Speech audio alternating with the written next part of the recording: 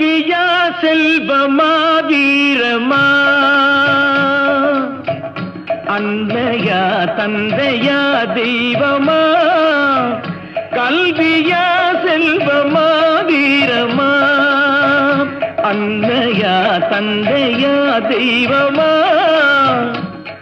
ஒன்றில்லாமல் மற்றொன்று உருவாகுமா, இதில் உயர்வென்றும் தாழ்வென்றும் பிரிவாகுமா, ஒன்றில்லாமல் மற்றொன்று உருவாகுமா, இதில் உயர்வென்றும் தாழ்வென்றும் பிரிவாகுமா, கல்வியா செல்வமா வீரமா.